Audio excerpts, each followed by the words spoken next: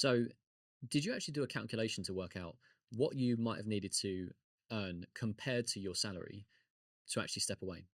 There's a few different things that play here. There's a creator online called Justin Welsh from the US, and he talks about when your side hustle gets to 40% recurring revenue on a monthly basis for around 6 months.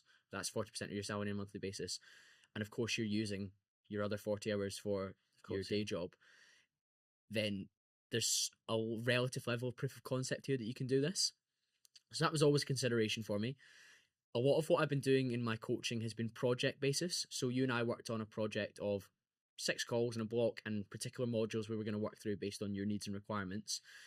It wasn't a case of you pay me X per month for 3 months, 6 months, 12 months, which would probably be an easier way to structure something if you were looking to leave a recurring salary. But I've been able to generate a lot of clients, so it's not really been that problem.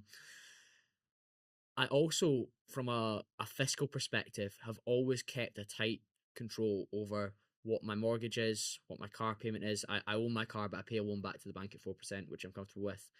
My gym membership, and then roughly what I spend on things like groceries. And then anything outside of that, you can go monk mode if you need to. If you were in that sort of situation, you cut holidays, you cut meals out, etc. So I had a really tight grasp on that. I'm a bit of a disciple or student of Andrew Craig, who's on the podcast later today, and he's been a fantastic guest on your show twice as well, where having that emergency fund there of 3 to 6 months of living expenses for those things like household, car, bills, essentials potentially for me, like a gym membership.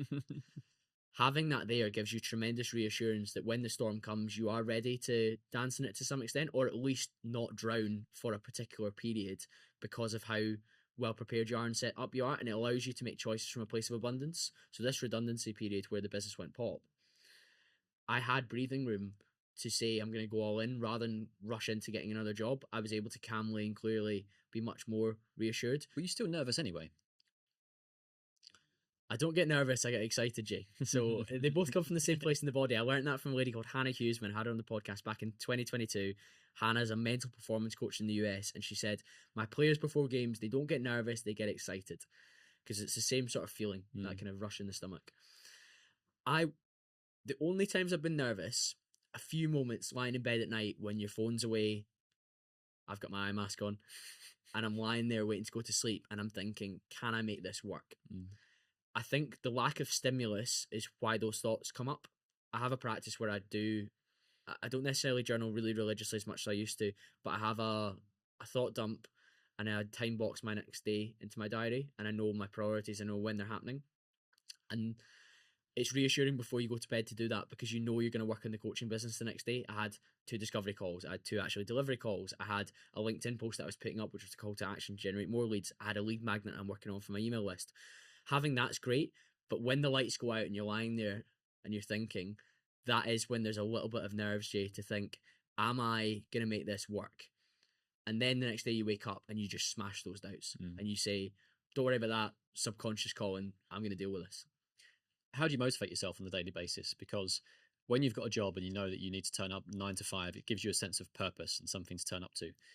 If you've just been made redundant, and there are some fears, which I'm sure some people do go through, how have you managed to pick yourself up every day and get yourself back into work mode to go out there, explore, find new clients, do exploratory calls and those sorts of things? Structure equals discipline. I would say I'm very fortunate that I was a home worker pre it becoming popular with the C19 period.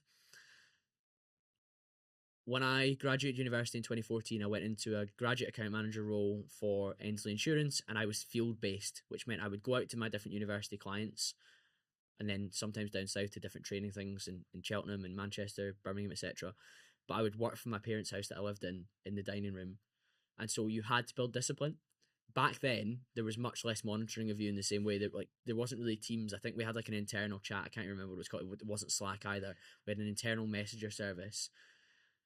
But you had to be accountable to yourself, because again, that was a sales role where you're renewing accounts, trying to grow accounts and trying to sell to new ones. If you weren't doing your job, you would quickly get found out in your figures. So I'm fortunate that I've always had a structure of knowing that working from home, and again, I had my dad to look up to, who for my entire life, 30, 35, 36 years he's been in business as a consultant in the quality management assurance space. So I saw him work between 8 till 12, have his lunch, and then work from 1 till 5, and then have dinner with the family, maybe go to rugby training, and then he would go back and he would do some more emails. And I had that example for me, so I knew that working for yourself is not a case of like how maybe some people adapted to working at home during the C19 period, where it was a case of like Jeremy Kyle was on in the background and they were nipping out for the occasional game of golf or something during the day. And having that structure and that practice for well over a decade in my corporate career, when it comes to working for yourself, it probably feels even better and more compelling because everything I do now is for me, which is quite exciting. If we frame it that way, daunting otherwise. And don't get me wrong, I think I'm sure there'll be moments in the coming few months where maybe my July and August figures were amazing. I was really proud of what we managed to generate in the business with new clients and revenue and how profitable that was. But there might be a month where a workshop slides out or a client cancels, or maybe God knows, I could come on well, because that's different in self-employment than it is from a career as well. And there'll be moments of doubt. But my mission and my promise to myself is that I'm going to make this work. And I just have to act in alignment with that, because where there's a difference between your identity and who you hold yourself as and your habits and behaviors and routines that's sitting behind that, that's where a lot of dissatisfaction comes from. And best believe I'm not willing to be dissatisfied.